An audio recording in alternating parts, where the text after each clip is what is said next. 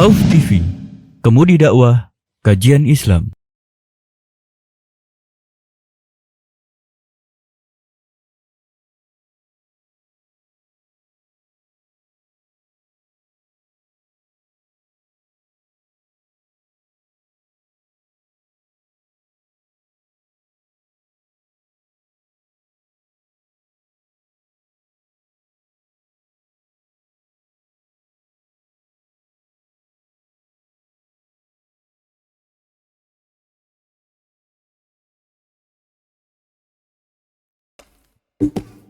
Alhamdulillah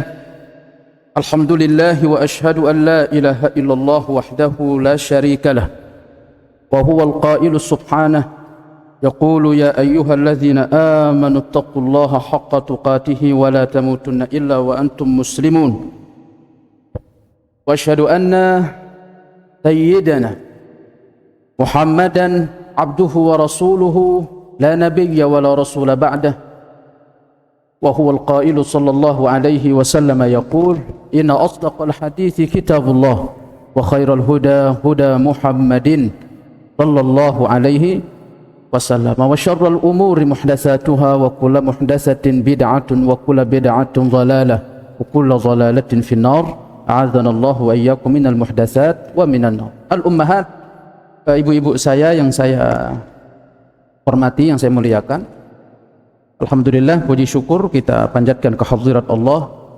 Hari ini kembali kita berjumpa di pelajaran kita, pelajaran Minhajul Muslim, melanjutkan bahasan kita di bahasan sebelumnya. Atas izin Allah, karunia Allah, kita bisa bertemu di sini, kita bisa berjumpa kembali di sini, duduk bersama di majelis kita. Walhamdulillahi asyukur. Baik.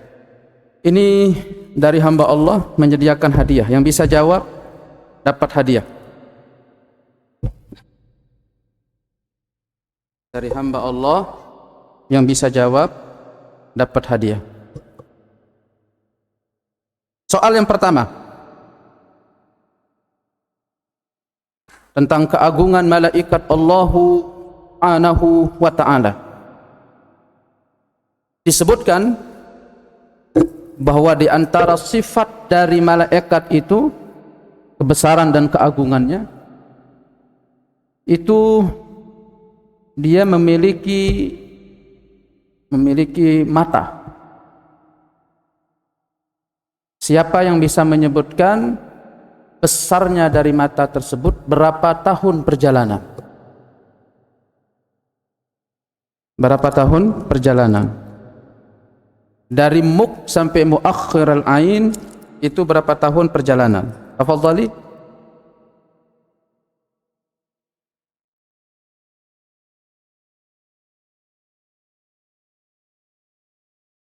Berapa tahun? Silakan yang bisa jawab. 100 tahun perjalanan. 100 tahun. Mas Muki, siapa namanya? Ummu Zahwa. Ummu Zahwa. Yang mau warna biru, warna ungu, atau warna apa namanya nih, Abah? Saya buta warna soalnya. Hijau. Iya, mau warna hijau, biru atau ungu? Biru. Ini ada kaos kaki nih. Biru. Taib. Sepertinya suka yang cerah-cerah nih Muzawa ya. Ya, taib. Soal yang kedua. Dari daun telinga sampai ke pundak atau ke punuk dari malaikat itu berapa tahun perjalanan?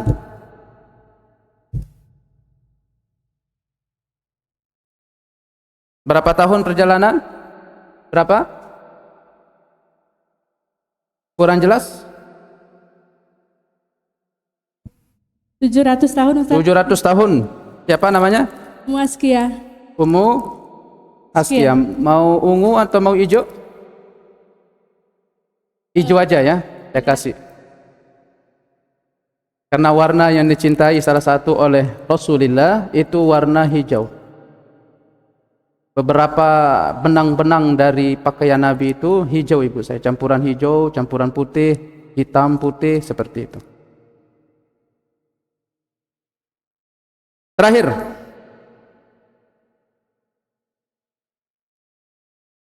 Malaikat Jibril tugasnya apa? Semua jawab. Maksudnya tinggal satu. Tinggal satu. Kita rubah berarti pertanyaannya. Baik, kita rubah. Barakallahu fikun. Baik. Saya pernah menyebutkan bahwa ragam dari bentuk-bentuk malaikat itu ada yang berbentuk manusia, ada yang berbentuk titik-titik, ada yang berbentuk titik-titik, ada yang berbentuk titik-titik. Tafadhal.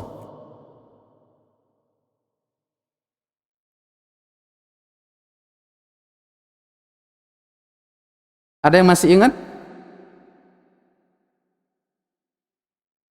Ada yang berbentuk manusia dengan ganteng gagahnya, ada yang berbentuk titik-titik dengan keindahannya, ada yang berbentuk titik-titik dengan keindahannya. Ada yang masih ingat? Kayaknya memang warna ungu itu selalu menjadi apa? Selalu menjadi rebutan. Warna ungu ya.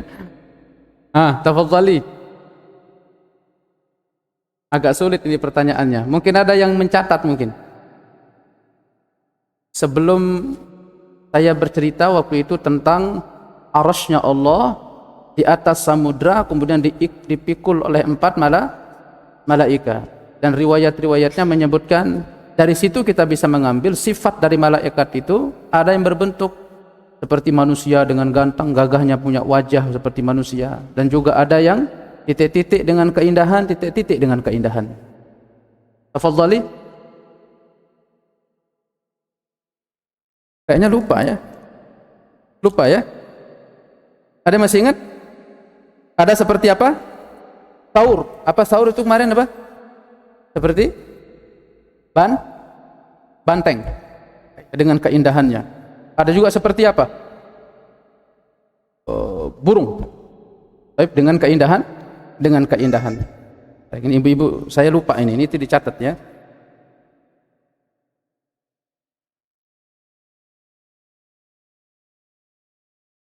Siapa yang bisa menyempurnakan kalimat ini? Bahwa Rasulullah sallallahu alaihi wasallam mengkhabarkan bahwa pada titik-titik di situ terdapat malaikat. Atau bahwa Rasulullah sallallahu alaihi wasallam mengkhabarkan pada tiap titik-titik, tiap majelis ilmu. Aywa, di situ ada malaikat. Tiap-tiap majelis ilmu. Gimana? Tiap majelis ilmu lah. Bukan.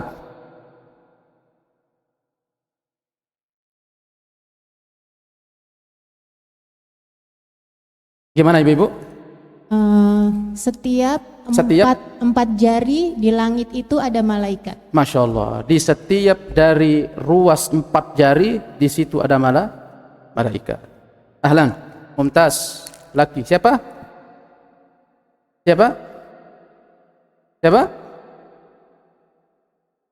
Ummu siapa? Ummu Zainab lagi? Ummu Zainab? Oh bukan, baik. Karena nggak boleh dapat 2 kali. Thayyib, ibu saya, kita bertemu hari ini di bahasan beriman kepada kitab-kitabnya Allah Subhanahu wa ta'ala. Kemudian bab setelahnya nanti kita akan berbicara secara khusus iman kita terhadap Al-Quran Al-Karim, kitab secara khususnya diturunkan kepada Sayyidina Rasulullah untuk menjadi petunjuk bagi umat manusia seluruhnya, secara khusus umat muslim. Perundang-undangan yang begitu lengkap, begitu sempurna, dari ujung sampai ujung, tidak ada kekurangan satu apapun. Wa huwa haq, dan benar seluruhnya. Wa huwa nazala min indillah, dan Al-Quran turun dari sisi Allah Subhanahu wa ta'ala. Fahuwa kalamullah, dan Al-Quran adalah kalamnya Allah Subhanahu wa ta'ala. Secara umum kita akan masuk sekarang di halaman 29, berbicara tentang poin-poin apa saja yang terkandung terkait keimanan seorang muslim terhadap kitab-kitab yang telah Allah turunkan sebelum Al-Quran Al-Karim. Poin pertama, ini kita harus langsung to the point ibu saya, kita punya waktu sedikit, bahwa seorang muslim itu beriman kepada seluruh kitab suci yang telah Allah turunkan dan berupa lembaran-lembaran suhuf, yang kita sebut dengan suhuf. Yang kita sebut dengan suhuf. Beriman kepada kitab-kitab yang Allah Subhanahu wa taala turunkan. Taurat, Zabur, Injil, dan juga lembaran-lembaran atau suhuf yang Allah turunkan kepada sebagian para rasulnya. Allah Subhanahu wa taala yaqul, "Inna hadza la fi as-suhufil ula." Sesungguhnya ini benar-benar terdapat di dalam as-suhufil ula, yaitu lembaran-lembaran yang terdahulu atau kitab-kitab yang terdahulu. Suhufi Ibrahim wa Musa, lembaran yang diberikan kepada Nabi Ibrahim dan lembaran-lembaran yang diberikan kepada Nabi Musa. Suratu Al-A'la. Jadi kitab yang Allah Subhanahu wa taala turunkan itu berupa kitab dan ada juga berupa lembaran-lembaran. Dan ini kita beriman kepada semuanya, ibu-ibu saya. Kemudian poin kedua, meyakini bahwa semua itu adalah kalamullah, firman-Nya Allah atau perkataannya Allah Subhanahu wa taala yang diwahyukan kepada Rasul agar wahyu itu disampaikan atau agar mereka para nabi menyampaikan ajaran syariat dan agamanya. Baik. Itu 2 poin. Kemudian poin selanjutnya, di antara kitab-kitab yang agung yang disebutkan, tentu yang pertama yang paling agung dari kitab-kitab yang disebutkan apa? Al-Qur'an Al-Karim. Kemudian kedua Taurat. Kemudian ketiga Zabur. Kemudian keempat Injil. Al-Quran kepada Sayyidina Rasulullah, kemudian Taurat kepada Sayyidina Musa, kemudian Injil kepada Sayyidina Isa, kemudian Zabur kepada Sayyidina Daud alaihimussalat wassalam. Dan kemudian ketiga, kita meyakini ibu-ibu saya bahwa Al-Quran Al-Karim adalah kitab yang teragung dari kitab-kitab yang lainnya. Kitab teragung dari kitab-kitab yang lainnya. Karena Al-Quranul Karim itu ibu saya adalah hukum final dari hukum-hukum yang sudah Allah Subhanahu wa taala turunkan di rasul-rasul sebelumnya. Makanya terkait Al-Quran ini dalam beberapa redaksi Allah Subhanahu wa taala sebutkan, Allahu la ilaha illa huwa il-hayyul qayyum. Dialah Allah, tidak ada Tuhan yang berhak disembah melainkan Dia yang hidup kekal lagi terus menerus mengurus makhluknya, il-qayyum. Nazzala 'alaikal kitaba bil haqq. Dialah yang menurunkan atasmu wahai Muhammad al-kitab, Al-Quran bil haqq, dengan benar. Musaddiqa, sebagai pembenar, lima baina yadayh. Baik, sebagai pembenar kitab yang telah diturunkan sebelumnya. Baik, wa anzala at-Taurat wal Injil, dan Allah Subhanahu wa taala menurunkan kitab Taurat dan Injil. Min qablu hudal lin-nas wa anzala al-Furqan, menjadi petunjuk bagi manusia, dan ialah yang menurunkan Al-Furqan. Al-Furqan Al-Quran Al-Karim. Tapi ibu saya, kita meyakini bahwasanya di poin ketiga, Al-Quran Al-Karim atau keempat ya, Al-Quranul Karim adalah kitab teragung dari kitab-kitab sebelumnya. Kenapa? Karena Al-Quranul Karim adalah hukum final dari hukum-hukum yang sudah Allah Subhanahu wa taala turunkan. Baik.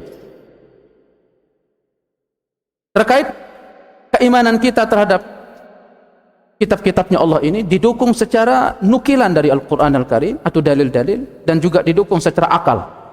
Secara akal bahwasanya kebenaran tentang diturunkannya Alkitab itu didukung oleh akal sehat. Itu yang akan kita ikuti di kajian kita di pagi hari ini. Tafadhal, kita baca di halaman 29. Silakan.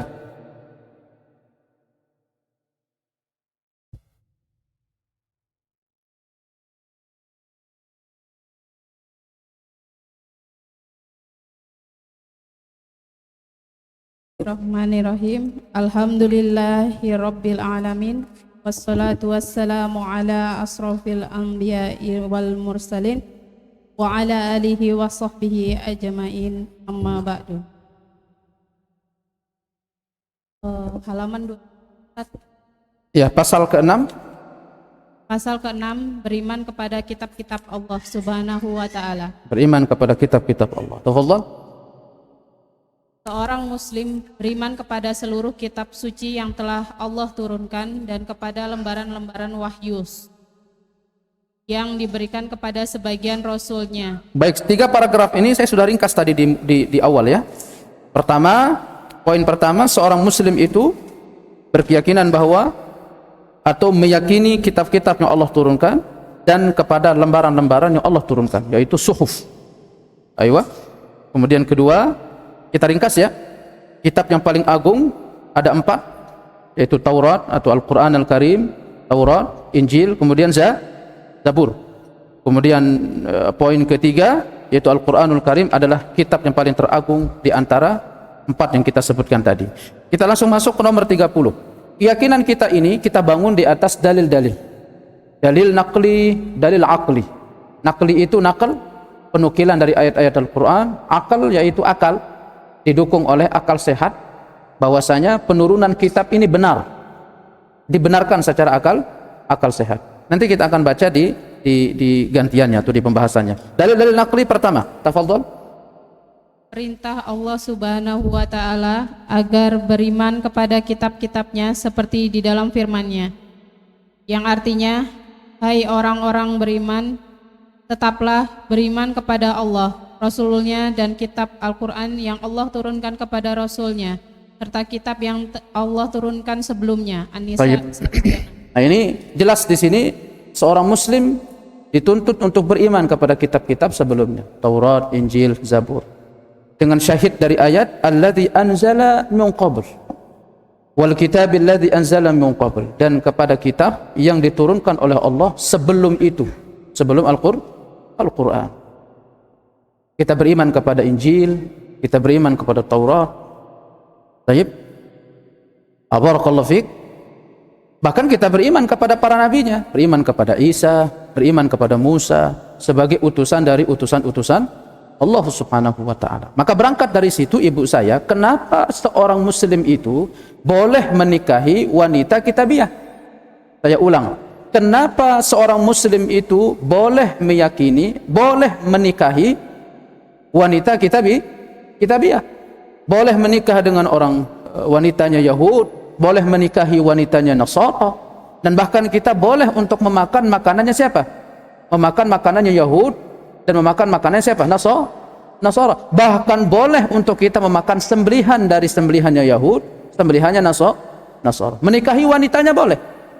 Kenapa? Karena kita berangkat dari kita meyakini para nabi-nabinya. Kemudian ketika mereka bertanya, lalu kenapa laki-laki orang Yahudi tidak bisa menikahi wanita muslimah? Karena laki-laki Yahudi tidak beriman kepada Nabi Muhammad. Karena orang-orang laki-laki Nasara tidak beriman kepada Nabi Muhammad. Itu yang membedakan. Sementara kita laki-laki muslim beriman kepada nabinya mereka, Nabi Musa, Nabi Isa. Itulah sebab kebolehan kita menikahi wanita-wanita mereka. Dan itu pun juga sebab kita boleh memakan dari makanan atau sembelihan mereka. Selama kita tahu bahwa sembelihan tersebut tidak diperuntukkan untuk selain Allah. Selama kita tahu sesembelihan tersebut ketika disembelih tidak menyebut nama-nama sesembahan selain Allah, semisal seperti Uzair, semisal seperti Isa, selama itu, sepanjang itu tidak mereka lakukan, maka sesembelihan mereka hukumnya apa? Hukumnya halal. Baik, ibu saya. Nah, jadi kita beriman kepada Al-Quran dan kita beriman kepada kitab-kitab sebelum Al-Quran. Kedua, berita dari Allah tentang kitab-kitabnya seperti di dalam firman-Nya, yang artinya Allah tidak ada Tuhan yang berhak disembah melainkan Dia yang hidup kekal lagi terus-menerus mengurus makhluknya. Dia meneruskan Alkitab atau Al-Quran kepadamu dengan sebenarnya, membenarkan kitab yang telah diturunkan sebelumnya dan menurunkan dan ini salah satu mukjizat Al-Quran, ibu saya ya, dan sebagai salah satu simat atau ciri benarnya Al-Quran Al-Karim.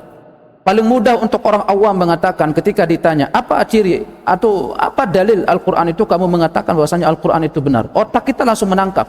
Biasanya yang datang belakangan, yang menyempurnakan itu posisinya sebagai terakhir dan dia yang hak. Sama seperti ketika orang yang mengkritik sebuah pernyataan yang lalu, menunjukkan bahwasanya kitab terakhir Al-Quran Al-Karim kitab yang hak. Karena di mana-mana kita dapati Al-Quran Al-Karim mengkritisi, Al-Quran Al-Karim meluruskan, Al-Quran Al-Karim membimbing, Al-Quran Al-Karim dan seterusnya. Ini menunjukkan Al-Quran ini adalah kitab yang hak, turun dari Allah Subhanahu wa taala. Baik. Dan Injil dan menurunkan Taurat dan Injil sebelumnya Al-Quran menjadi petunjuk bagi manusia, dan dia menurunkan Al-Furqan. Dan itu salah satu nama dari Al-Quran. Al-Furqan itu pembeda, ibu saya, pembeda antara yang hak dengan yang batil. Juga firman Allah, dan kami, tafadhali, Firman-Nya yang artinya, dan kami telah menurunkan kepadamu Muhammad Alkitab, Al-Quran dengan membawa kebenaran, membenarkan apa yang sebelumnya, yaitu kitab-kitab yang diturunkan sebelumnya, dan batu ujian bagi kitab-kitab yang lain itu. ya, batu ujian bagi kitab-kitab yang lain itu. Wa muhaiminan alaih, penjelas untuk kitab-kitab sebelumnya itu, diuji, dikritisi, diluruskan. Ini menunjukkan bahwasanya Al-Quran itu masih satu rumpun dengan Injil, dengan Taurat. Baik. Dan ini sebuah keagungan, ibu saya, ya, ketika Al-Quran itu disebutkan turun, menunjukkan ketinggian tempat atau keagungan dari kitab-kitab atau Al-Quran Al-Karim. Ketika disebutkan turun, berarti dia turun dari atas untuk memberikan segenap makhluk itu bimbingan atau petunjuk. Dan sekaligus bahwa sebagaimana kita sebutkan di pelajaran kita sebelumnya, ibu-ibu saya, di sini juga ada penetapan. Ketika kita mengatakan bahwasanya Al-Quran itu adalah kalamnya Allah, diturunkan berarti menunjukkan dari atas menuju ke bawah. Berarti disinilah kesesuaian dengan akidah yang pernah kita jelaskan, ibu saya. Ketika seorang wanita budak ditanya oleh Rasulullah, Ayna Allah? Ayna Allah? Di mana Allah? Fis sama. Dia menjawab, di mana? Di langit. Ini didukung oleh realitas akal yang tentu tidak akan bisa ditabrakkan dengan apapun, ibu saya. Fitrah. Kita berdoa juga menghadap ke langit, kita berdoa. Makanya kata Syekhna Ibn Utsaimin, sebagaimana yang pernah saya sebutkan, ibu saya, fokus ya, bahwa ketika kita mengatakan Allah fis sama, di langit, itu untuk menunjuk ke arah. Maksudnya apa? Di atas. Bukan untuk menunjukkan Allah itu butuh kepada karena langit itu kecil, Allah itu maha besar. Enggak mungkin Allah butuh kepada langit.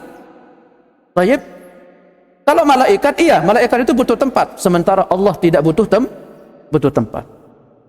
Ya, karena akan rancu nanti fitrah itu ketika dia akan minta, ketika kita mengatakan Allah di mana-mana, kemana kita akan minta? Sementara fitrah kita selalu ketika ada orang ceramah, Allah, dia nunjuk kemana? Ke atas. Persaksikan ya Allah, dia nunjuk kemana? Ke atas. Ketika dia berdoa, mengadahkan tangannya, dia mengatakan Allahumma, kemana pandangannya? Allahumma. Lalu dengan alasan-alasan yang begitu sangat kuat dan akurat dari mata batin itu, ibu saya, maka ada sebagian manusia mengingkari tentang apa? Tentang itu. Padahal Allah Subhanahu wa taala begitu jelas di dalam kitabnya mengatakan tentang zat dirinya. Itulah mereka Jahmiyah, Mu'tazilah, kelompok-kelompok yang dinyatakan pemahaman-pemahaman mereka keliru. Kalau ibu-ibu enggak tahu tentang Jahmiyah, Mu'tazilah, mungkin nanti kita akan singgung di belakang. Baik. Barakallahu fiik. Jadi demikian menunjukkan keagungan dari Al-Quran itu, ibu saya. Turun, ketika disebutkan turun, ini menunjukkan ketinggian dari Al-Quran dan keagungan Al-Quran Al-Karim. Dan telah kami berikan, tafadhal. Dan telah kami berikan Zabur kepada Daud. Zabura kepada Nabi Daud alaihi salam. Dan sesungguhnya Al-Quran ini, tafadhali. Dan sesungguhnya Al-Quran ini benar-benar diturunkan oleh Rabb semesta alam, yang dibawa turun oleh Ar-Ruh Al-Amin, yaitu Jibril, ke dalam hatimu Muhammad, agar kamu menjadi salah seorang di antara orang-orang yang memberi peringatan dengan bahasa Arab yang dan jelas. Itulah bahasa yang Allah pilih untuk diturunkannya Al-Quran. Bilisanin Arabiyyin mubin, dengan lisan Arab yang jelas. Ini luar biasa nih bahasa Arab ini, ibu saya. Makanya ulama kita itu mewajibkan kita untuk belajar bahasa Arab. Karena Al-Quran bahasa Arab. Dan sunnah juga bahasa Arab. Bahkan kitab-kitab itu bahasa Arab. Dan bahasa surga bahasa Arab. Baik. Makanya Syekhna Ibn Taimiyah rahimahullah, beliau berkata, orang yang sudah belajar bahasa Arab kemudian dia tidak ngomong bahasa Arab, itu salah, kata Imam. Orang yang pernah belajar bahasa Arab maka dia harus ngomong bahasa Arab, dan mestinya kaum muslimin belajar bahasa Arab. Dan jati diri ini hilang, ibu saya. Anak-anak muda yang lebih bangga untuk belajar bahasa Inggris, anak-anak muda yang lebih bangga untuk belajar bahasa Jepang, untuk jadi TKW, untuk jadi TKI. Dia tidak pernah bangga untuk belajar bahasa agamanya, bahasa Al-Quran, bahasa Arab. Untuk dia dengan itu apa? Diukur nilainya dengan surga. La ilaha illallah. Dan kita juga sebagai orang tua, ibu saya, tidak memiliki perhatian untuk itu. Tidak memiliki perhatian untuk itu. Bahkan hanya untuk mengatakan, ya Allah, anak kita ajarkan apa? Oh my God. Iya enggak? Atau mungkin apalah bahasa-bahasa itu. Atau segala puji bagi Allah. Kalau bahasa Inggrisnya apa itu? Segala puji bagi Allah. Kita enggak mengatakan tidak boleh. Tetapi seorang muslim itu, lisannya itu dengan bahasa Arab itu ada frasa tersendiri. Apalagi kalau kita mengatakan alhamdulillah, itu bagian dari kalimat-kalimat apa? Zikir. Artinya selayaknya orang muslim atau muslimah itu, ibu saya, belajar bahasa Arab. Ustaz, saya sudah tua, Ustaz. Ya udah. Yang muda-muda yang saya maksud, yang masih duduk di bangku SMP, duduk bangku SMA, ibu punya anak, gerakkan kaki mereka, gerakkan roda-roda mereka untuk apa? Belajar tentang agama ini.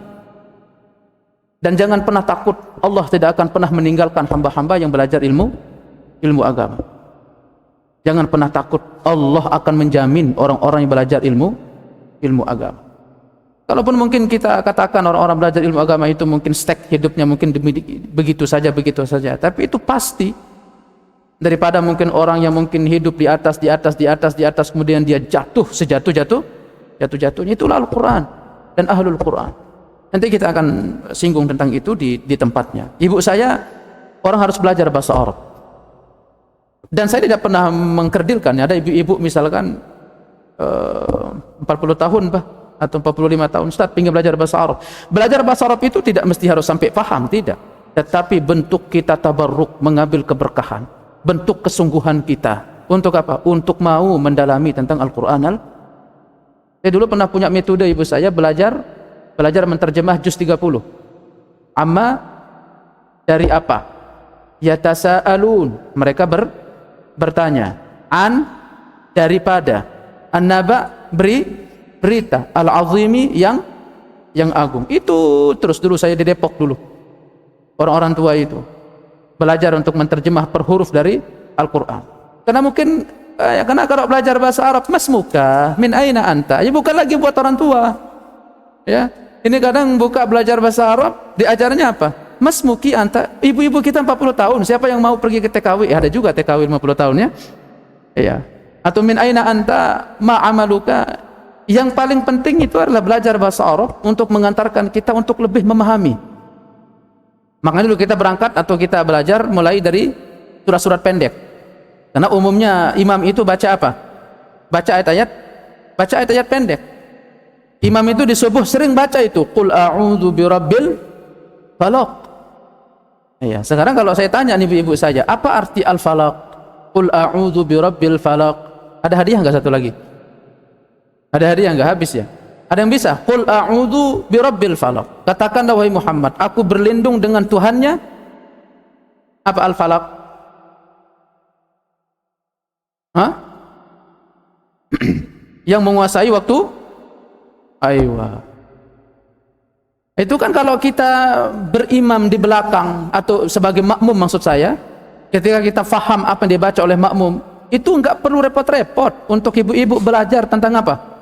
Belajar tentang bagaimana sholat yang khusyuk.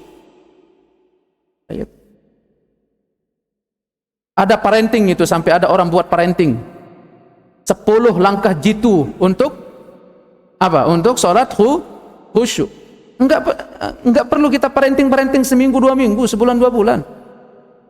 Dengan kita memahami bahasa Arab, kemudian mengerti makna dari Al-Quran itu, ketika imam baca wailul lil mutaffifin, celaka orang-orang yang siapa? Yang curang.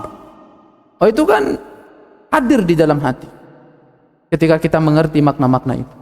Baik, mungkin insyaallah di waktu yang mungkin nanti kalau ada waktu, mungkin kita bolehlah untuk adakan majelis untuk itu ya. Ya, barakallahu fiik. Bilisanin arabiyyin mubin wa innahu lafi zuburil awwalin. Tafadhal. Dan sesungguhnya Al-Quran itu benar-benar tersebut di dalam kitab-kitab orang yang dahulu. La ilaha illallah. Al-Quran sebelum diturunkan sudah disebutkan. Inna hadza lafi suhufil ula suhufi Ibrahim wa Musa. Sesungguhnya ini benar-benar terdapat dalam kitab-kitab yang dahulu, yaitu kitab-kitab Ibrahim dan Nabi Musa. Ketiga, berita dari Sayyidina Rasulullah sallallahu alaihi wasallam tentang kitab-kitab Allah di dalam banyak hadisnya. Di antaranya sesungguhnya, tafadhal. Sesungguhnya masa tinggal kalian dibanding orang-orang dahulu adalah tinggal seperti waktu antara sholat asar hingga matahari terbenam. Ya ukhti ummahat, ibu-ibu saya, masa tinggal kita itu perumpamaannya seperti antara waktu asar menuju waktu terbenam matahari. Itu waktu yang panjang atau waktu yang singkat, ibu-ibu saya? Sementara kita memiliki Al-Quran 30 juz. La ilaha illallah. Kita memiliki waktu yang begitu singkat. Kita baru selesai sholat zuhur saja, ibu saya, sambil kita kadang selonjoran kaki duduk-duduk, sudah asar. Bagaimana seseorang itu untuk apa? Memperhatikan waktu lagi.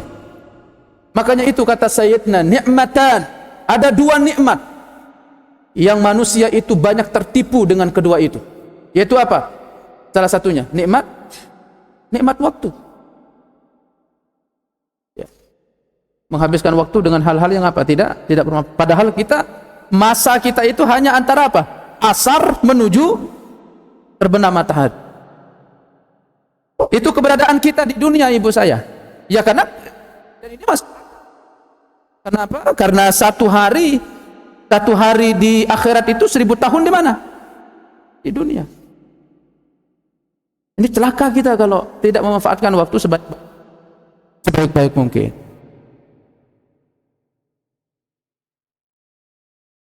Baik, barakallahu fiik. Ahli Taurat, tafadhal. Ahli Taurat telah diberi kitab Taurat dan mereka pun mengamalkannya sampai setengah hari. Lalu mereka lemah, tidak mampu mengamalkannya. Maka mereka diberi pahala 1 kirot. Baik, 1 kirot. Kemudian ahli Injil diberi kitab Injil dan mereka pun mengamalkannya hingga waktu sholat asar. Hingga waktu sholat asar. Seperti tadi, kalau ahli Injil atau ahli Taurat itu diberikan setengah hari. Kemudian Injil diberikan sampai apa? Sampai asar. Sama juga diberikan pahala oleh Allah 1 qirat. Kemudian mereka lemah untuk mengamalkannya. Lalu mereka diberi pahala 1 qirat. Kemudian kalian diberi Al-Quran. Tafadhal.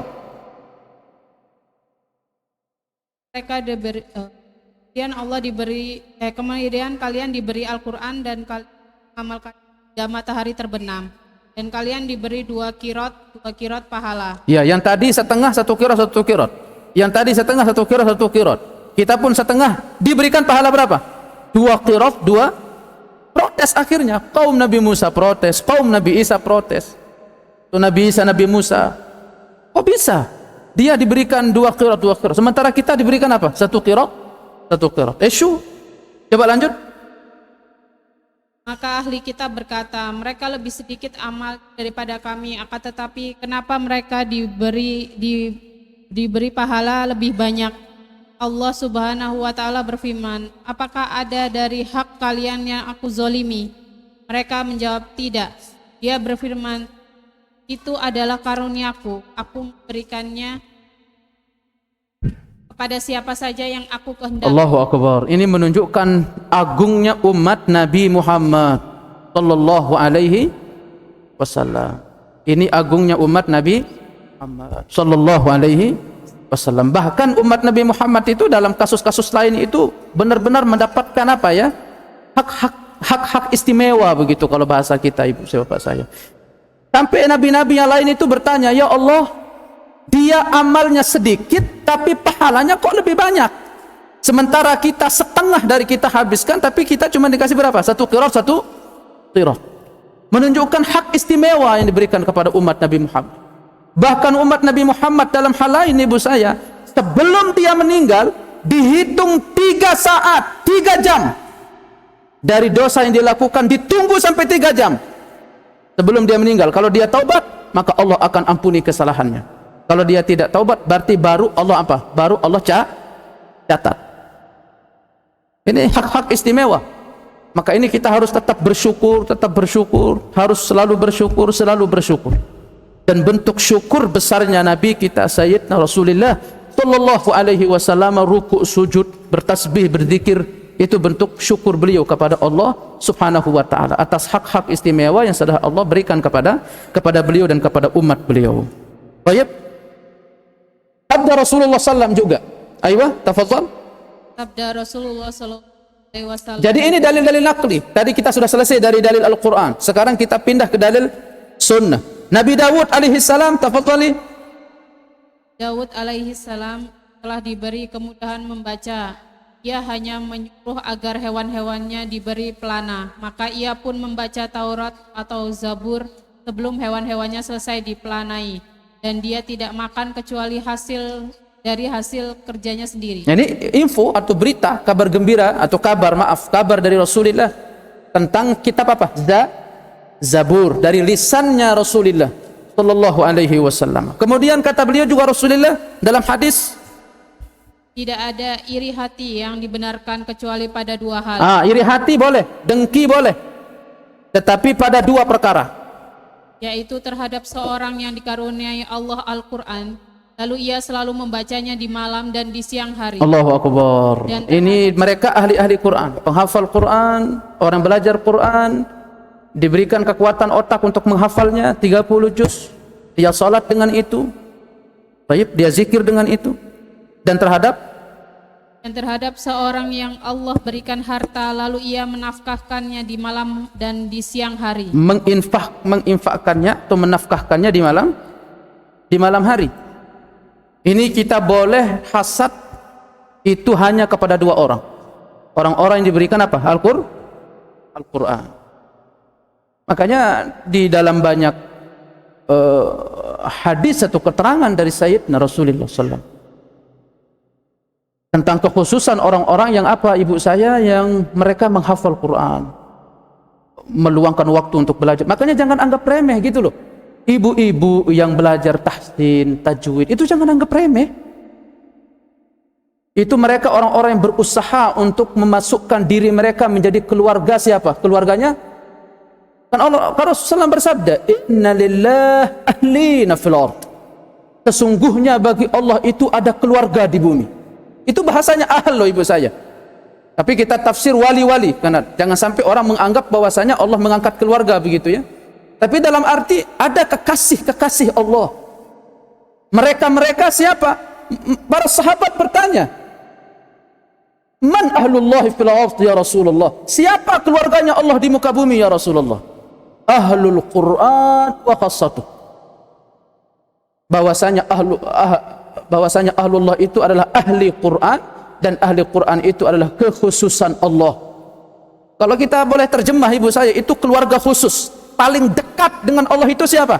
Ahli Quran.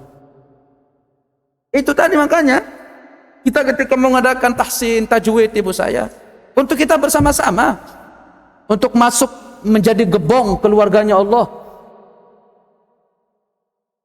Allahu Akbar.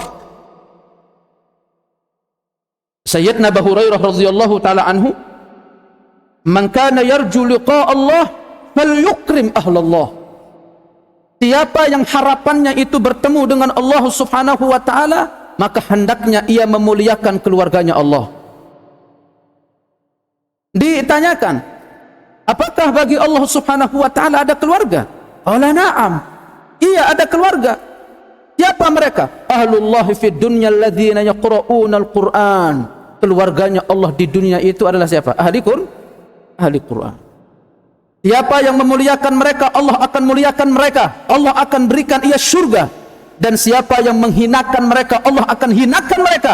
Dan Allah akan masukkan dia ke neraka. Ya Abu Hurairah, ma indallahi ahad akram min hamilil Qur'an. Wahai Abu Hurairah, tidak ada seorang pun yang paling mulia di sisi Allah. Itu mereka adalah orang-orang yang pengibar panji-panji bendera Al-Quran Al-Karim. Ala wa inna hamilal Quran indallahi akram min kulli ahad illa al-anbiya. Ini keutamaan-keutamaan ibu saya, orang-orang yang apa? Orang-orang yang ahli Al-Quran. Nanti di akhirat itu Jibril memanggil di mahsyar. Mana ahli Quran? Mana orang-orang yang belajar Al-Quran, memfokuskan diri Al-Quran, hafiz Quran? Mana? Sampai 3 kali dipanggil. Fayaqifuna sufufan baina yaday Rahman. Sampai mereka berdiri menjadi saf 3 atau 3 saf. Baik, di depan Allah Subhanahu wa taala. Hatta yaqum Nabi Allah Dawud alaihi salatu wassalam. Sampai Nabi Dawud berdiri. Fayaqulullah iqra'u warfa'u aswatakum. Lalu Allah berfirman, bacalah oleh kalian, tinggikan suara kalian. Fayaqra' kullu wahidin minhum ma alhamahu Allah ta'ala min kalamihi. Fa kullun man qara'a rufi'at lahu darajat. Kullu wahidin ala husni sawti wa naqmati wa khusyu'i wa tadabburi wa ta'ammuli. Itu mereka nanti kan begitu dalam hadisnya ibu saya. Apa? Irtaqi warattil kama turattil fid dunya. Naik engkau, bacalah engkau, tinggikan suara engkau sebagaimana dahulu engkau membaca Al-Qur'an di mana? Di dunia. Ini hak-hak istimewa kepada orang-orang yang memfokuskan diri untuk belajar ilmu Al-Qur'an ibu saya.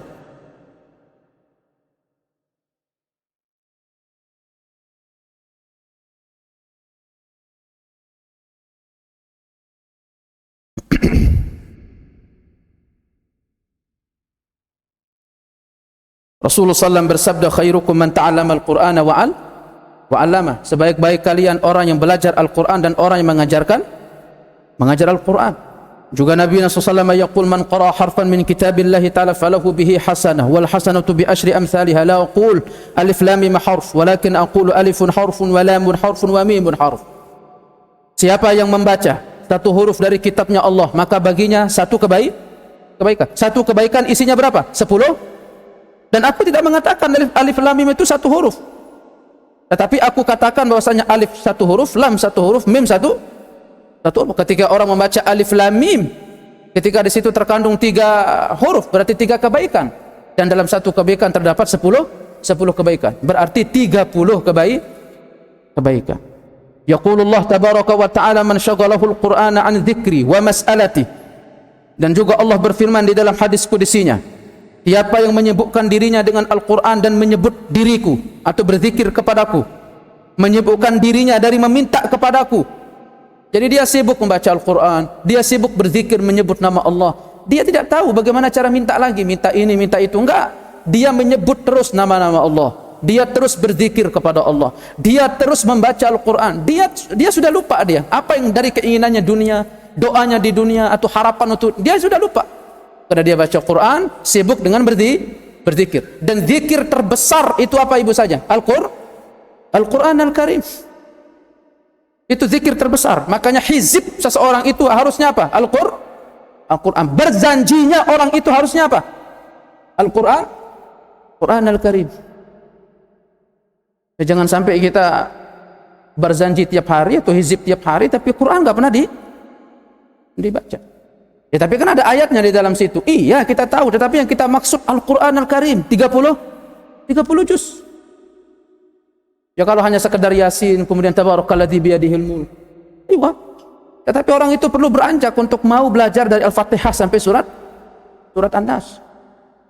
Quran yang kita maksud. bukan nukilan beberapa surat yang dituang ke dalam doa-doa yang disusun oleh makhluk. Hizibka atau Barzanjika. Baik. Yang kita maksud apa? Al-Quran.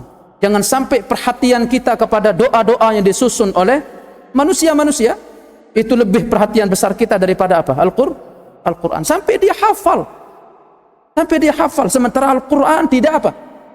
Perlu kita tuntut ulang umat Islam terkait perhatiannya terhadap Al-Quran Al-Karim.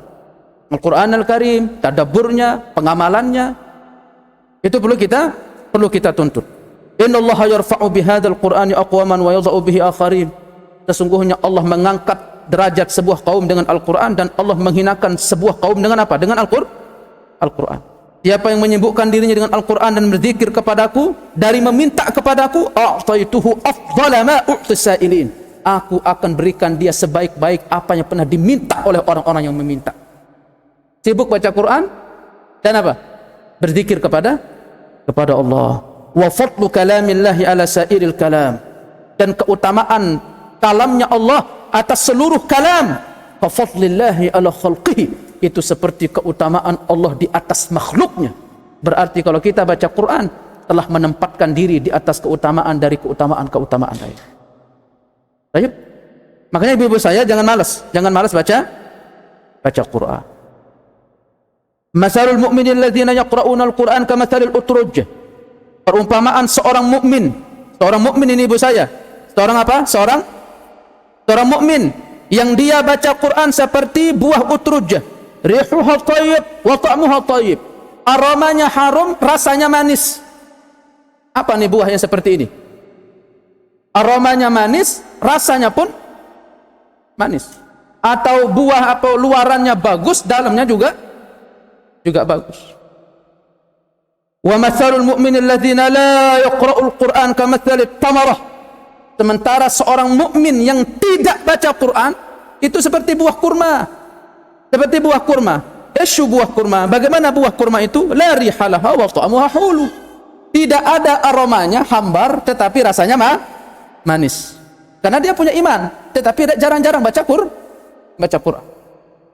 Atau enggak mau belajar baca Quran. Dia manis, di dalamnya manis. Ya, karena dia punya iman di dalam jiwa, tetapi aromanya enggak ada. Hambar. Makanya Pak antum lihat dari hadis Nabi ini. Karena ahli Quran itu wali-walinya Allah. Dan itu kekasih Allah yang paling dekat. Makanya tadi dikatakan ya, siapa yang menghinakan ahli Quran, hafiz Quran, difitnah, Allah akan rusak hidupnya. Karena ahli Quran itu kekasihnya Allah. Baik ibu saya, nah dari sini kita bisa menakar kadar kita. Saya ulang ibu saya, dari sini kita bisa menakar kadar kita. Jangan menfitnah guru, jangan menfitnah pengajar, apalagi mungkin dia ahli Quran, hafiz Quran.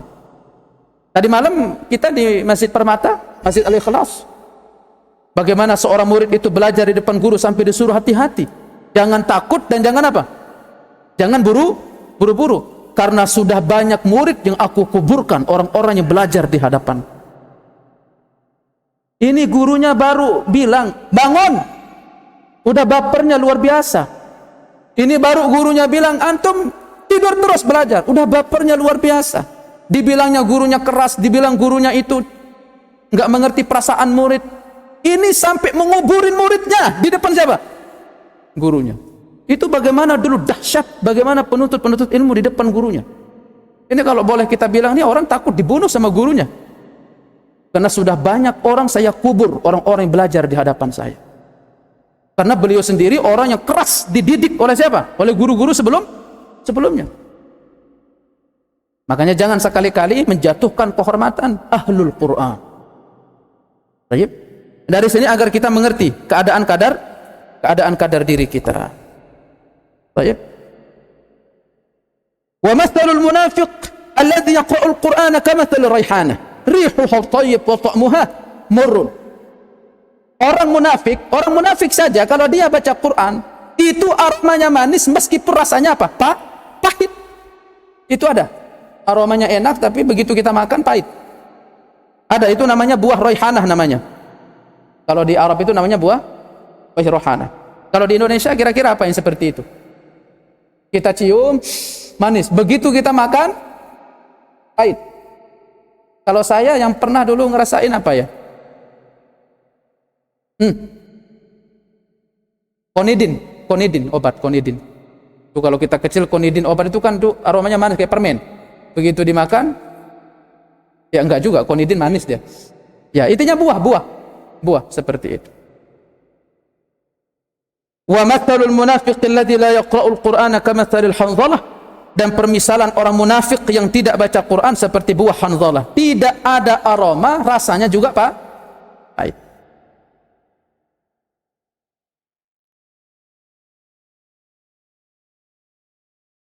Juga Rasulullah SAW bersabda, "Iqra'ul Qur'ana fa innahu ya'ti yaumal qiyamati syafi'an li ashabi."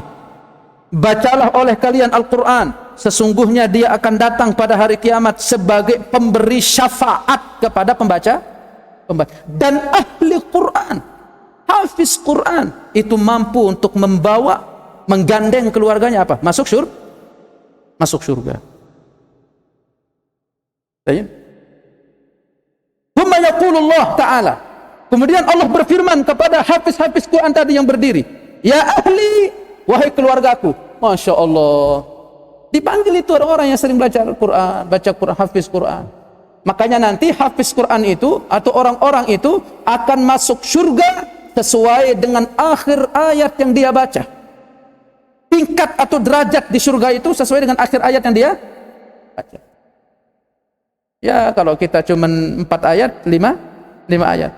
Kalau orang sampai ribuan ayat, 30 juz.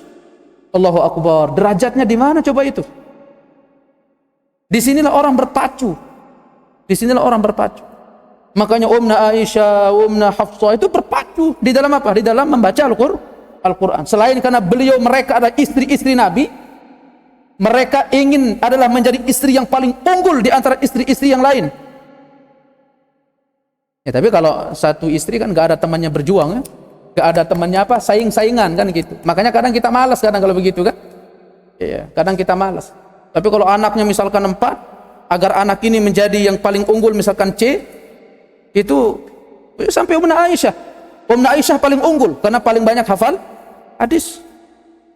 Lomba-lomba untuk mengucapkan hadis Rasulullah, menghafal hadis Rasulullah sallallahu alaihi wasallam. Mereka itu berlomba, saingan untuk menjadi istri terbaik di mata sayyidina.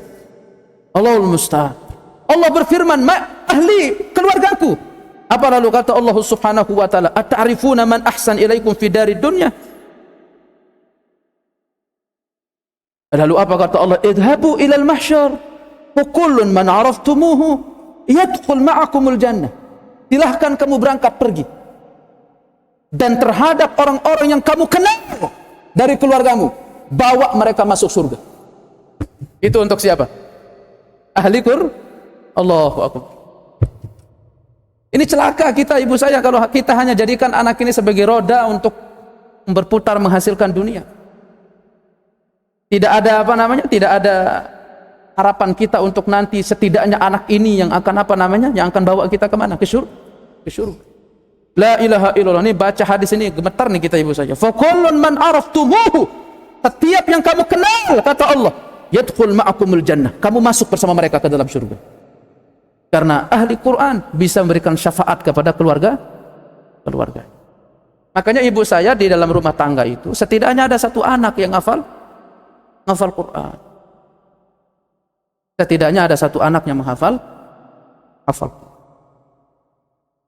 Ya, nggak boleh lah yang ini jadi dokter, mungkin yang ini cita-cita kita jadi ahli ekonom, atau yang ini jadi pilot misalkan. Tapi setidaknya ada satu dari situ yang hafal Quran. Atau bagus misalkan pilot atau misalkan ahli ekonom pembisnis, tetapi pembisnis yang hafal Quran. Karena ini modal besar kita, ibu saya. Ini adalah modal besar kita.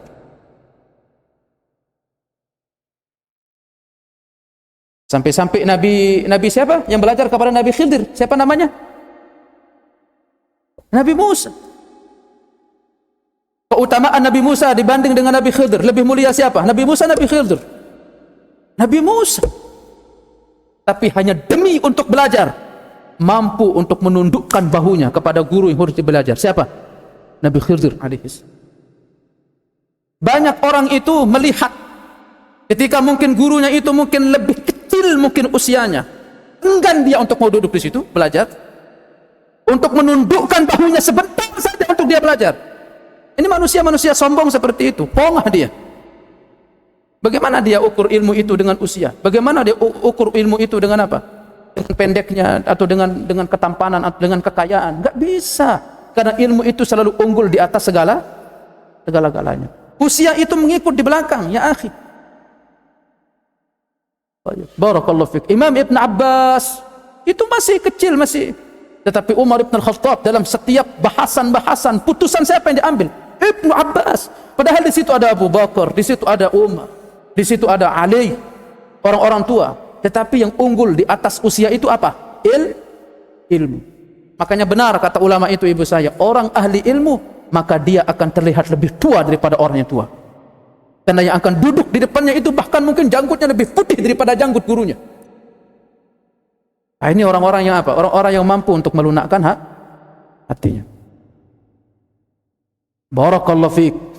Itu Nabi Musa alaihi salam sampai harus untuk menundukkan diri demi untuk belajar kepada seorang guru yang Allah tuntun dia. Karena pernah ditanya Nabi Musa, siapa yang paling pintar wahai Musa? Saya. Jujur atau tidak? Jujur Nabi Musa, karena diturunkan kitab kepada Nabi Musa. Allah subhanahu wa ta'ala tegur Nabi Musa dengan itu. Allah ingin ajarkan Nabi Musa. Allah ingin ajarkan Nabi Musa jangan sampai bahunya, kepintarannya melebihi punggung atau bahu orang-orang lain. Akhirnya Allah mengajarkan kepada Nabi Musa untuk belajar kepada orang yang mungkin tingkatnya lebih rendah daripada siapa? Nabi Musa. Khidir alaihis. Sampai-sampai Nabi Musa mengatakan, hal attabi'uka ala an tu'allimani mimma ullimta rusyda. Boleh enggak aku ikut kepadamu untuk aku bisa belajar petunjuk darimu? Allahu Akbar. Nabi siapa? Ketinggian Al-Quran, ketinggian kitab, ketinggian ilmu. Orang kalau faham ini sebenarnya enggak akan ada alasan untuk dia enggak mau belajar itu. Makanya ibu-ibu saya, dengerin ibu saya, paling tidak, paling mentok, ibu itu kalaupun gak suka duduk di majelis ilmu dapat apa? Dapat pahala. Gimana ceritanya ketika ada masalah gak mau hadir di majelis? Ketika ada masalah, karena majelis itu gak butuh, yang butuh sama majelis siapa? Kita. Gimana ceritanya ada masalah, nanti ada sedikit masalah sama ikhwan, hilang dari majelis ilmu, gak mengaji lagi.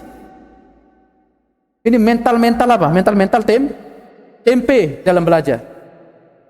Ini saya punya cerita ibu saya. Saya punya ustadz. Kebetulan dia kelola sebuah yayasan. Yang namanya orang di dalam yayasan itu pasti ada masalah-masalah. Bermasalah sama ustadznya, dengan ketua yayasannya. Ketua yayasan ini murid dulu. Bermasalah. Begitu saya ketemu dalam satu kajian, ternyata ketua yayasan itu mampu untuk dia tetap duduk di depan gurunya meskipun tadinya dia bermasalah. Itu bagaimana? Ya Allah, saya sampai bingung itu bahasa gimana hatinya orang ini. Tadinya mungkin ketengkar tapi tetap bisa apa? Kalau sudah bermasalah sama orang mungkin aduh mau lihat wajahnya malas banget, ya kan? Ya enggak, Bu? Waduh, ibu-ibu nih yang paling kiri nih, paling kedengaran suaranya ini. Hah? Barakallahu fiik. Orang kalau sudah mampu duduk mengangkat dagunya di depan orang yang dia bermasalah dengannya, pastikan orang ini pasti hatinya baik. Ketika mampu dia mengontrol hatinya dengan di depan orang apa? Musuh. Orang yang dia benci atau orang yang dia tidak suka. Barakallahu fiik. Itu Nabi Musa alaihi salam kepada Khidir. Allah ingin ingatkan, ya Musa, ada orang lebih unggul darimu wahai Musa. Ada orang tahu yang mungkin kamu enggak tahu.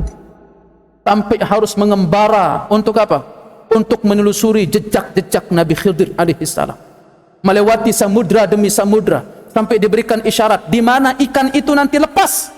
Disitulah kiri tempat tinggal siapa? Nabi Khidir. Murid yang bersama dengan Nabi Musa sempat singgah di sebuah tempat, membeli perbekalan, menyiapkan perbekalan, lapar dan minum, karena haus atau lapar. Akhirnya karena perjalanan begitu terlalu serius, ikan itu terlalu aneh bagi muridnya. Dia keluar dari tempatnya, ikan itu jalan, ikan itu. Loh, kok jalan ikannya? Sampai dia lupa. Begitu Nabi Musa sudah jauh perjalanan, baru Nabi Musa ingatkan, gimana ikannya? Udah pergi nggak ikannya? Astagfirullahaladzim. Baru ingat muridnya ternyata. Ikan itu ternyata sudah jauh dulu keluar dari tempatnya. Akhirnya Nabi Musa balik lagi ke tempat semula di mana ikan itulah lepas. Disitulah ujian-ujian.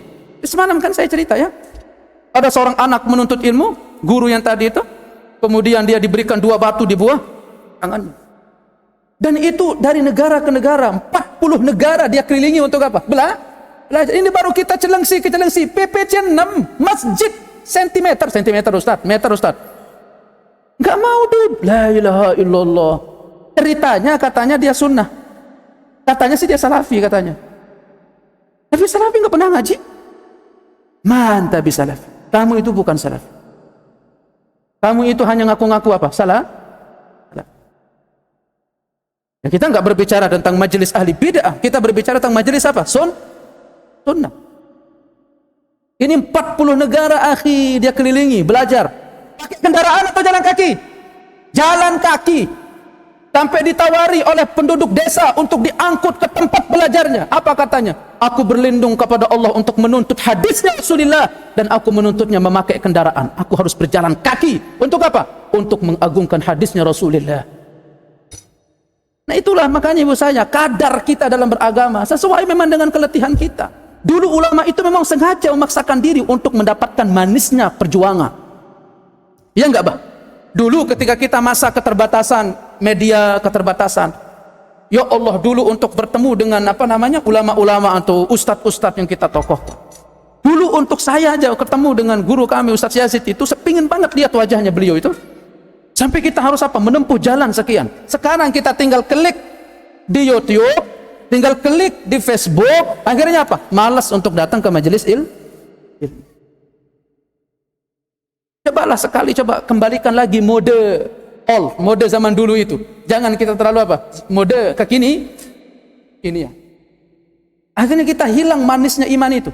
Ibu-ibu dulu bersama suami sampai berani menempuh 20 kilo untuk mengejar kajian sunnah. Hari ini depan rumah nggak mau datang. Ustadz marah Ustadz, anak nggak marah ibu. Begini orang timur kalau ceramah. Ya. Dulu kita berkilo-kilo, ibu saya sama suami dulu. Saya ingat sekali dulu, sampai saya cerita kan ada ikhwan, sampai motor itu ngepak motornya itu. Udah rusak, berpuluh-puluh kilo. Pergi sama anaknya, berangkat sama keluarganya. Kita ingin manisnya iman itu lagi kita bisa rasakan. Dan itu kita harus belajar. Sampai apa kata sang ayah itu ketika anak diajak belajar? Kalau sekiranya aku capek untuk memikul anakku di pundak, maka aku akan naikkan dia di atas kepalaku. Karena aku nggak akan mungkin belajar hadisnya Rasulullah dengan memakai kendaraan. Aku harus datang pakai jalan kaki sebagai bentuk bertabarruk mengambil berkah dari hadisnya siapa? Rasulullah. Akhirnya sekarang kita ibu saya belajar hanya untuk menyimpan di otak, hanya menyimpan sebagai informasi, tetapi belum turun kemana? Belum turun ke jiwa. Benar, otaknya itu isinya Quran dan Sunnah, tetapi akhlaknya bukan Quran dan Sunnah. Nah ini yang perlu menjadi menjadi pelajaran. Nah ini berangkat dari kita ibu saya? Berangkat dari la hasada illa fisnataini rajulun atahu Allahul Qur'ana fa huwa yatluhu ana al-laili wa ana an-nahar. Tidak ada iri dengki kecuali pada 2 orang. Seseorang yang Allah berikan Al-Qur'an, dia membaca Al-Qur'an itu tengah malam, berdiri dengan Quran itu, dan dia baca di atau di siang hari. Wa rajulun atahu Allahu malan fa huwa yunfiquhu ana al-laili wa ana an-nahar. Dan orang yang diberikan harta, kemudian dengan harta itu dia berinfak malamnya dan siang. Hanya itu kita boleh untuk iri dengki. Bukan iri sama hartanya ya, tetapi kita harus berlomba-lomba untuk mengungguli diri dalam dalam beramal Kalau si fulan dia mampu menghafal 1 lembar. Itu saya ingat, makanya ibu saya perlu kita ada saingan-saingan kadang dalam hal masalah ibadah. Makanya kalau dalam masalah agama kita lihat orang yang lebih tinggi. Jangan lihat kepada lebih rendah. Alah, itu istrinya Ustadz aja nggak hadir, kita jangan hadir deh. Ya jangan gitu. Lihat istrinya Ustadz yang hadir. Kok istrinya Ustadz disinggung-singgung Ustadz? Ya semua kita singgung. Ya semua kita singgung. Memang orang timur suka nyinggung, nggak apa-apa. Jangan tersinggung. Santai aja. Kadang-kadang ustadznya juga kadang-kadang ngajarin kadang di meja. Berbaur sama masyarakat. Istrinya dipingit terus dalam rumah. Gimana mau berbaur masyarakat? Gimana jadi contoh bagi masyarakat? Ajak keluarga itu berbaur sama orang. Hadir di majelis. Jadi guru, enggak mesti jadi guru, jadi murid. Ya. Ya enggak? Ya kalau ada yang tersinggung, maaf kalau ada yang tersinggung. Kalaupun sudah ngajar, makanya kemarin itu ketika ada daurah masyayikh itu, nasihat dari Ustadz Syafiq itu, Reza Basalamah, doktor, ya, nasihat beliau bahwa dai-dai itu juga perlu untuk duduk apa? Ini kadang ada yang sudah ngajar, sudah ini, lupa sama majelis ilmu. Karena ibu saya hati-hati, yang sudah ngajar, apapun dia ajar, ilmu umum atau ilmu agama, hati-hati. Karena biasanya orang yang sudah ngajar, dia tidak menemukan jalan lagi sebagai jalan untuk ada orang jalan untuk menasihatinya. Tetapi kalau orang masih mau duduk untuk mendengarkan nasihat orang lain, maka itu dia telah menciptakan satu jembatan untuk dia itu bisa dinasihati. Tapi kalau sudah memutus diri dari itu, ya demi Allah, sulit kita untuk dinasihati. Sekelas ustadz itu apa? Apalagi orang sudah menempatkan dirinya sebagai apa? Sebagai guru. A'udzubillah min zalik. Itu dari sifat-sifat yang harus kita berlindung dari Allah. Hasad, dengki, iri, atau maaf, iri, kita harus berlomba-lomba dalam apa? Dalam kebaikan. Kalau si fulan itu 1 lembar, kita harus bisa berapa? 2 lembar. Kalau si fulan 1 kali sebulan, kita harus 2 kali berapa? Sebulan. Tapi jangan diceritain, cukup anti aja yang tahu sama siapa? Sama Allah subhanahu wa ta'ala. Taraktu fikum, aku tinggalkan. Tafadhal.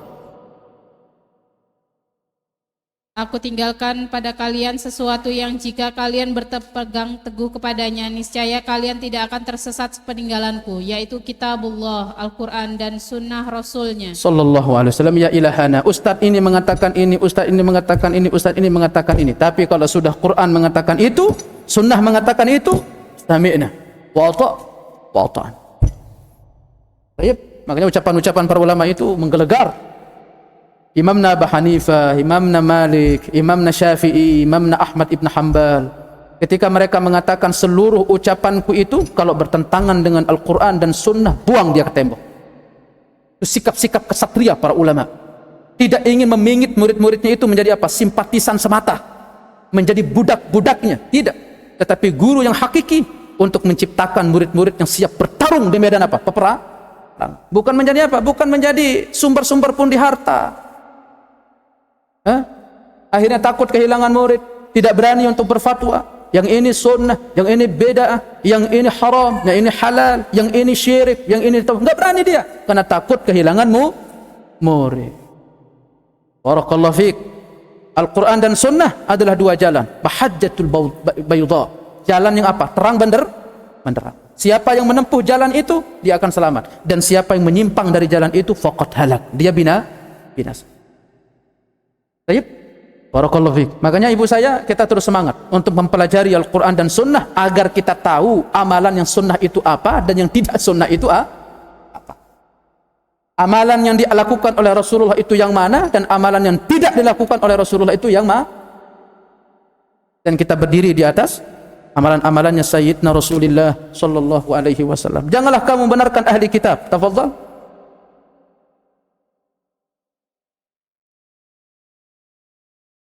Benarkan ahli kitab dan janganlah pula mendustakannya. Akan tetapi katakanlah, kami beriman kepada apa yang telah diturunkan kepada kami Al-Quran dan apa yang telah diturunkan kepada kalian Taurat dan Injil. Tuhan kami dan Tuhan kalian adalah satu dan hanya kepadanya lah kami berserah diri. Ya, karena kitab-kitab sebelumnya itu sebagaimana Allah kabarkan sudah dirubah. Hadza min indillah wa hadza min indillah. Dia bilang ini dari sisi Allah, ini dari sisi Allah. Padahal mereka yang karang-karang.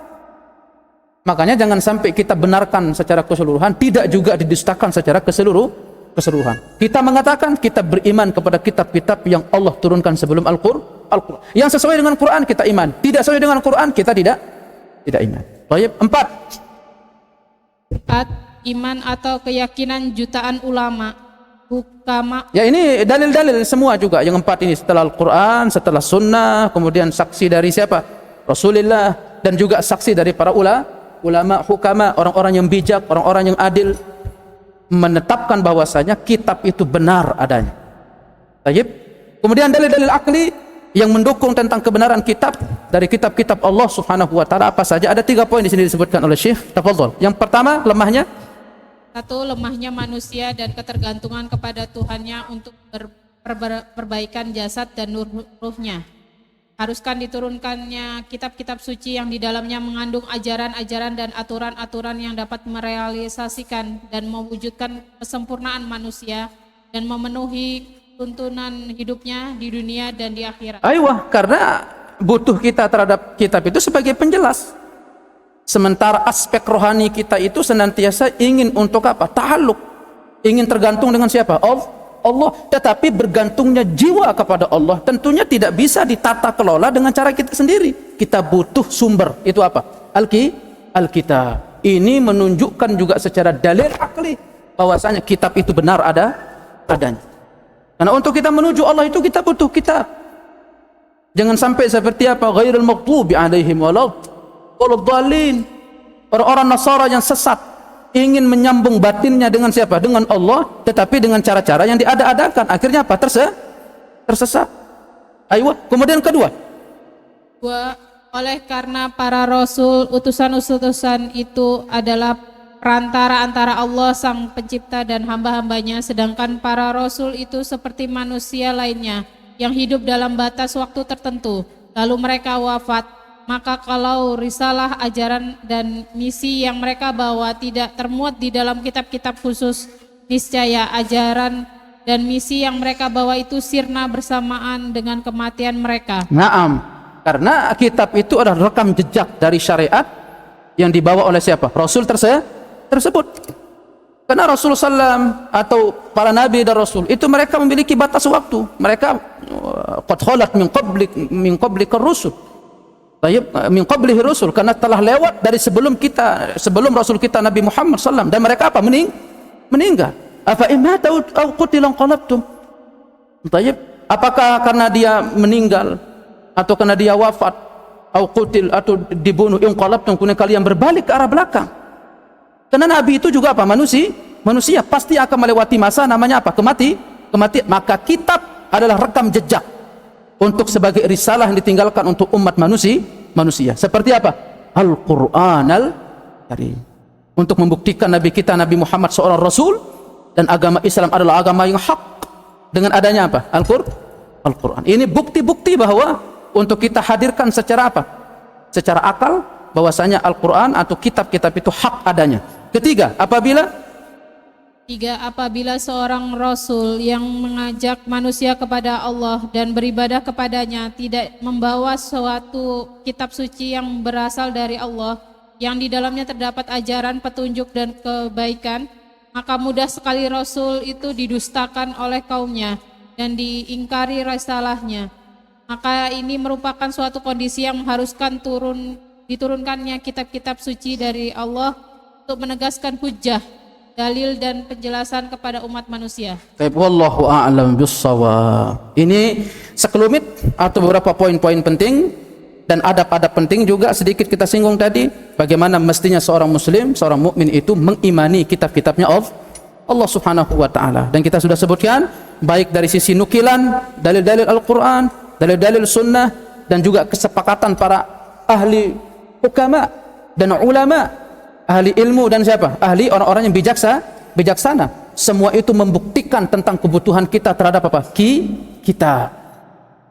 Baik, dan dalil akal juga mendukung itu pada 3 poin yang disebutkan oleh Syekh. Di pelajaran berikutnya ibu saya, kita akan kupas secara spesifik, yaitu keimanan kita terhadap Al-Qur'an Al-Karim. Poin-poin apa saja yang perlu kita singgung nanti? Ya, di antara nanti mungkin kita akan singgung, ya perlu kita belajar mengetahui, ya misalkan tentang nuzulil Quran, turunnya apa? Al-Quran, nama-nama dari Al-Quran. Karena banyak nama Quran itu. Mubayyin, kemudian Al-Quran, kemudian Il-Furqan, Wahudan. Tayyib, itu di antara nama-nama apa? Al-Quran. Al-Quran turun secara apa? Bertahap-tahap. Selama berapa tahun? Al-Quran turun selama berapa tahun? 23 23 tahun. Al-Quran turun secara bertahap 23 tahun. Allah subhanahu wa ta'ala menurunkannya ke Lauhil Mahfuz.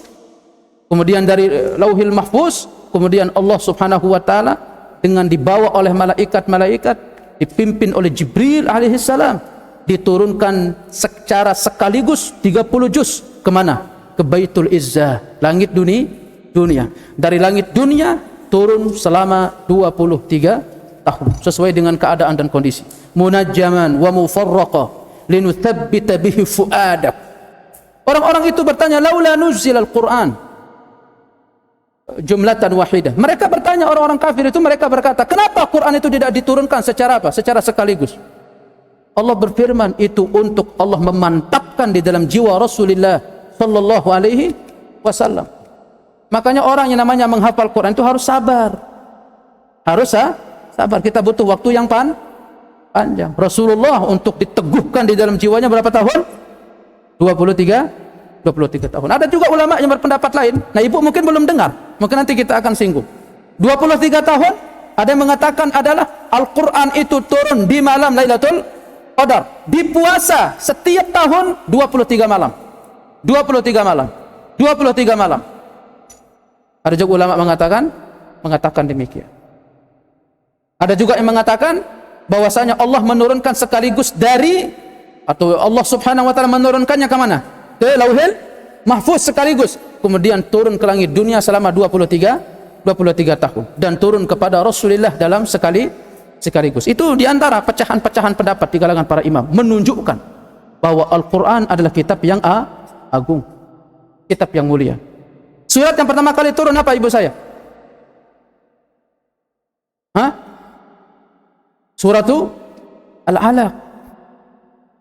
Ada juga yang mengatakan, ya ayyuhal muddassir qum fa'anzir wa rabbaka fakabbir wa siyabaka fatahhir. Ada juga yang mengatakan ayat yang pertama kali turun Bismillahirrahmanirrahim. Ada juga yang mengatakan bahwasanya ayat yang pertama kali turun Alhamdulillahirabbil alamin, Al-Fatihah. Tapi mayoritas ulama mengatakan yang paling kuat bahwa yang pertama kali turun surat apa? Ayat suratul Alaq. Lalu bagaimana dengan yang tadi? Nanti kita akan sebutkan. Tidak berbeda pendapat. Sebenarnya itu hanya sudut mana kita fahami. Yang mengatakan bahwasanya ya ayyuhal muddatsir, surat yang pertama kali turun, maksudnya itu adalah surat tentang dakwah yang pertama kali itu turun. Bukan surat yang pertama kali turunkan kepada Rasulullah SAW.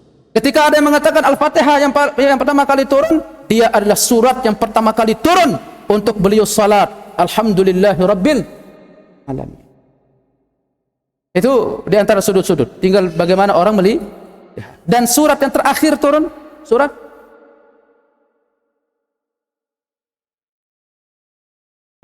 surat apa? Al-Maidah ayat berapa? Ayat 3. Apa ayatnya?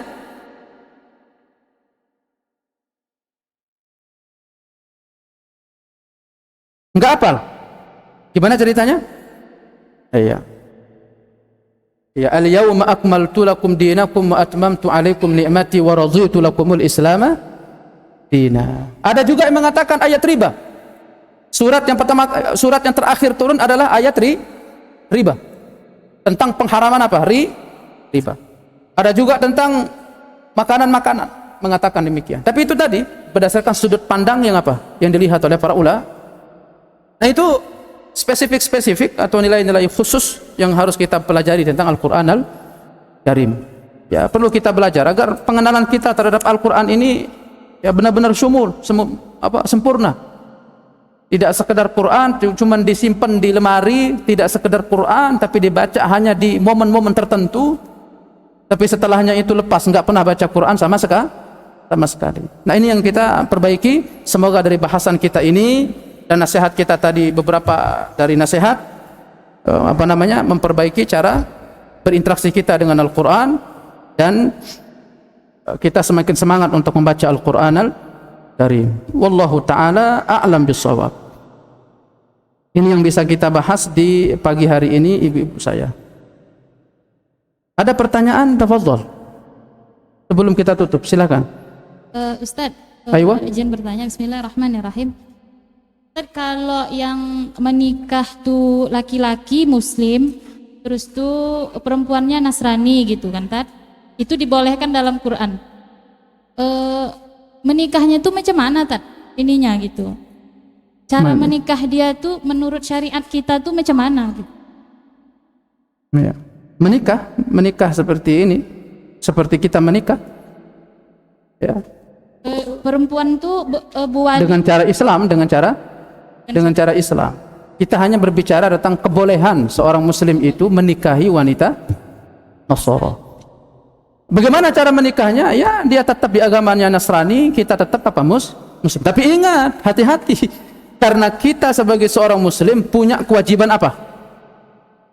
bawa kepada Islam. Iya, punya kewajiban berdakwah. Jadi kan antum nggak nyaman ya, istrinya misalkan Nasrani misalkan. Nanti ketika dia bangun, "Dek, masuk Islam yuk." Iya. Nanti ketika dia habis makan lagi kita ngobrol-ngobrol, "Dek, masuk Islam yuk." Gitu. Kan nggak nyaman ya?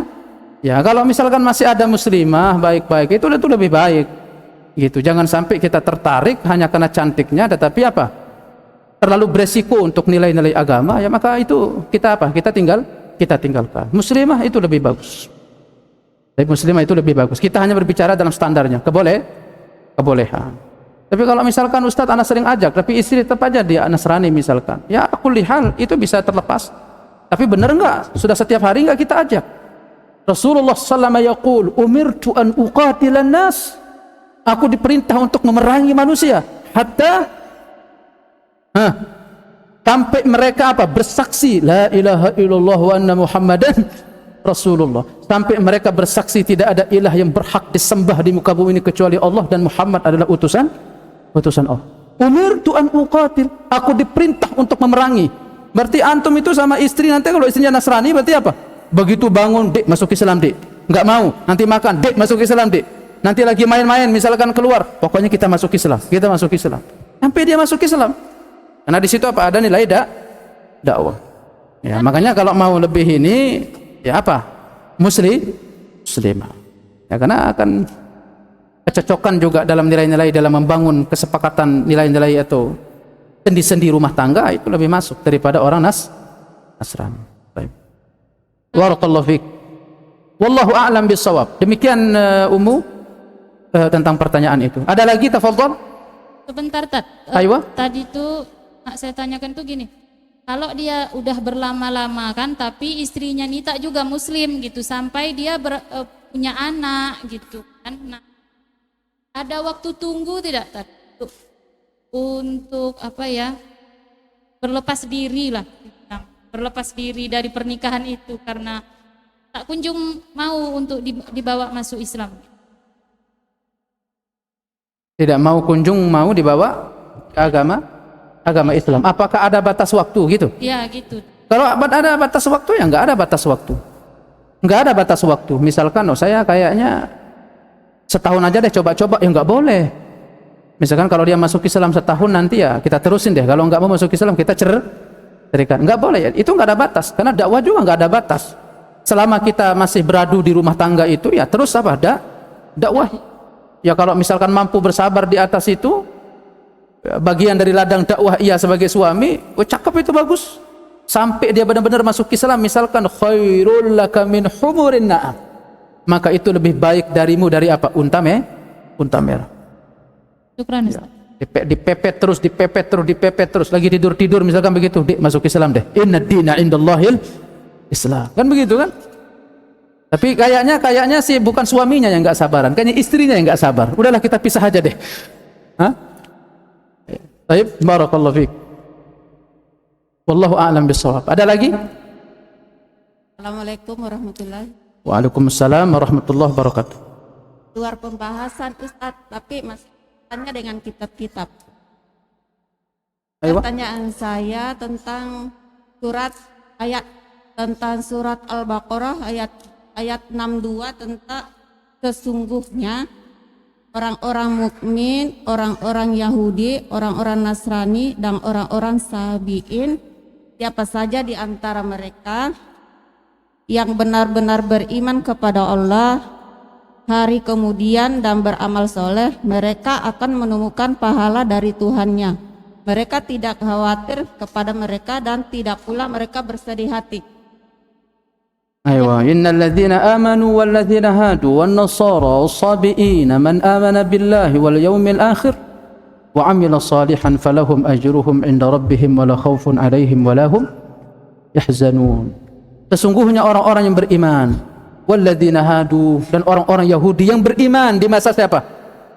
Nabi Musa.